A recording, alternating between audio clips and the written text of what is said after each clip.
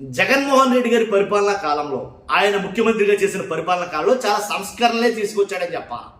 కొన్ని విషయాలు మాట్లాడుకోవాల్సి వస్తే కనుక ఆంధ్రప్రదేశ్ దశ దిశ మారే కొన్ని సంస్కరణలు ఎలా అంటే 17 మెడికల్ కాలేజీ 100 ఏళ్ల ఆంధ్రప్రదేశ్ చరిత్రలో ఎంటైర్ ఆంధ్ర చరిత్రలో ఎప్పుడు కూడా ఇంచుమించుగా 100 ఏళ్లలో మా ఉంటే కనుక కొన్ని 10 కాలేజీలో ఎన్నో ఉండి ఉంటాయి. కానీ జగన్మోహన్ రెడ్డి గారు హయాంలో ఆయన పరిపాలించిన కాలంలో ఇంచుమించుగా 17 మెడికల్ కాలేజీలకి శ్రీకారం చుట్టాడు ఆయన. కానీ 17 మెడికల్ కాలేజీ శ్రీకారం చుడితే 5 కాలేజీలు కంప్లీట్ అయ్యి ఆల్రెడీ విద్యాభ్యాసం జరుపుకుంటున్నాయి. కానీ మిగిలిన 10 కాలేజీలని ప్రైవేట్ పరం చేసేసారు. నిన్న క్యాబినెట్ మీటింగ్లో కూటమి ప్రభుత్వం నిన్న జరిగిన క్యాబినెట్ మీటింగ్లో 10 కాలేజీలని ప్రైవేట్ పరం చేసేసారు. సింపుల్గా ఒక్క మొక్కలో అమ్మేశారు అని చెప్పాలి. ఏంటంటే చెప్పుకునే ముందు ఫస్ట్ లైక్ చేయండి. బాధ్యతగా ఉండే వాళ్ళందరూ కూడా లైక్ చేయండి. ఎందుకంటే మీ బాధ్యత చాలా మందికి తెలియజేయడం ఇది. కానీ బాధ్యతగా ఉన్న మీరందరూ కూడా లైక్ చేయండి. కొత్తగా మన ఛానల్ చూస్తే పక్కాగా సబ్స్క్రైబ్ చేయండి. పార్టీలకు అతీతంగా మన వీడియోలు ఉంటాయి, సబ్స్క్రైబ్ చేయండి. అలాగే మీ అమూల్యమైన అభిప్రాయాన్ని ఈ 10 కాలేజీల్ని ప్రైవేట్ పరం చేయడం వల్ల లాభమా నష్టమా, మంచా చెడా, ఏం జరగబోతుంది అనేది కామెంట్ రూపంలో తెలియజేయండి. ఎందుకంటే క్యాబినెట్ తీసుకునే ఈ నిర్ణయం సరైందేని అంటారా? క్యాబినెట్ తీసుకునే నిర్ణయాలు ఎలా ఉండాలి? ప్రజా ఆమోద్యమైనది, ప్రజలకు ఉపయోగపడేది, ప్రజలు మంచి కోరేవై ఉండాలి క్యాబినెట్ తీసుకునే నిర్ణయాలు.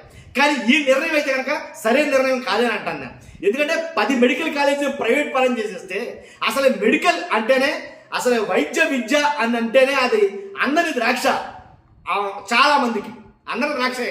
ఏంటి మిడిల్ క్లాస్ ఫ్యామిలీలు కావచ్చు, లోయర్ క్లాస్ ఫ్యామిలీలు కావచ్చు, మిగిలిన అందరికీ వైద్య విద్య అనేది అందరి ద్రాక్ష లాంటిది.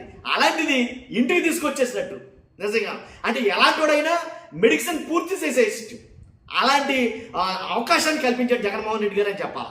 ఎందుకంటే 17 కాలేజీలు అంటే మామూలు విషయం కాదు. ఆంధ్రప్రదేశ్ ముఖ చిత్రం మారిపోదు వైద్య విద్యలో నిజంగా.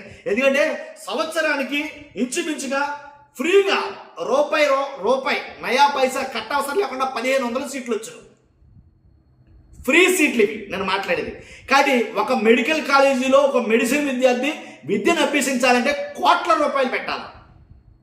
అలాంటిది అసలు తీసుకొచ్చి ఆంధ్రప్రదేశ్ ముంగిట పోసేసాడేమో అని చెప్పాలా మెడికల్ కాలేజీలు. మరి ఆ మెడికల్ కాలేజీని తీసుకొచ్చిన మెడికల్ కాలేజీని 5 రన్ చేస్తున్నారు. ఆ 10 కూడా కట్టేస్తే బాగోడు. కట్టకుండా మరలా ప్రైవేట్కి అప్పచెప్పడం వల్ల మరలా ప్రైవేట్ అంటేనే అసలు తడిచిమోపడు అవుతుంది.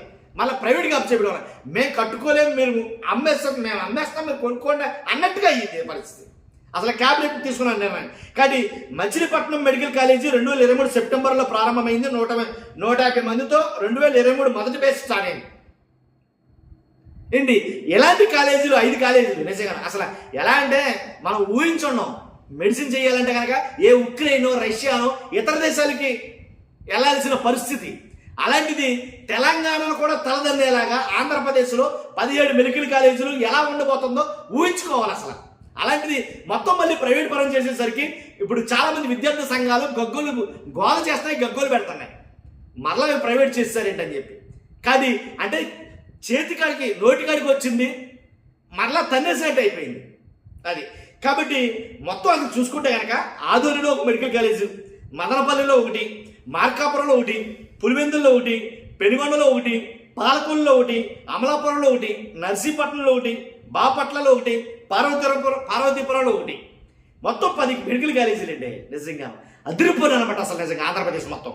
కాబట్టి వీటిలో ఈ మెడికల్ కాలేజీలు పూర్తి చేయలేక, లేకపోతే అసలు కూటమి ప్రభుత్వం ఏర్పడిన తర్వాత ఈ 15 నెలల కాలంలో కనీసం ₹1 ఖర్చు పెట్టాల ఈ మెడికల్ కాలేజీల మీద, ₹1 ఖర్చు పెట్టాల.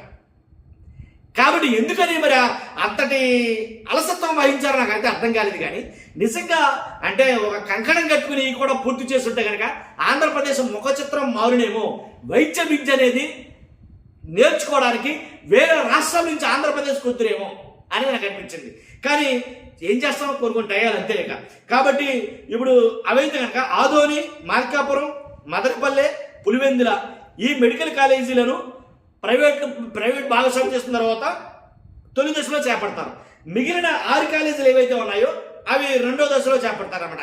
కాబట్టి ఇదండి ఆ మెడికల్ కాలేజీల విషయంకి వచ్చేసరికి.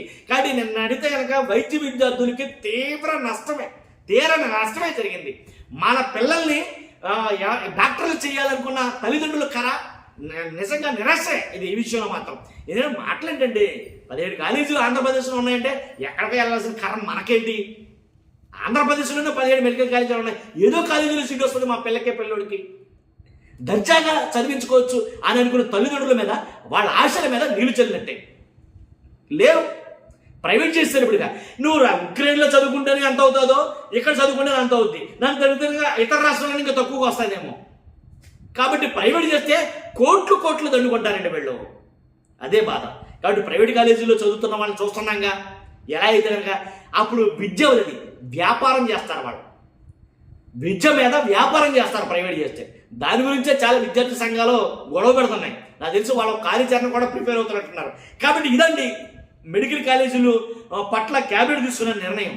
మరి అది మంచిదో చెడ్డదో మీకే తెలియాలి. అది ప్రైవేట్ అంటేనే మంచి అని ఎలా అంటాం, ప్రభుత్వం మంచిదా ప్రైవేట్ మంచిదా అంటే కనుక ప్రభుత్వం బెటర్ అని అంటాం కొన్ని విషయాలు. కాబట్టి ఖచ్చితంగా ఇలాగైతే జరిగింది. ఆరోగ్యశ్రీ కూడా అంతే అయిపోయింది, ఇంకా ఆరోగ్యశ్రీ మరి కూడా ఏం లేదు, ఆరోగ్యశ్రీ కూడా తీస్తారు ఆల్మోస్ట్ ఏంటి నమ్మకం తీస్తారు. కాబట్టి ఇదంటే జరిగింది క్యాబినెట్లో తీసుకున్న నిర్ణయాలు. చూస్తారు మీరు, ఫస్ట్ లైక్ చేయండి, తెలియాలి కదా ఇన్ఫర్మేషన్. కొత్తగా మన ఛానల్తో పక్కాగా సబ్స్క్రైబ్ చేయండి. మీ అమూల్యమైన అభిప్రాయాన్ని కామెంట్ రూపంలో తెలియదు. Thank you very much.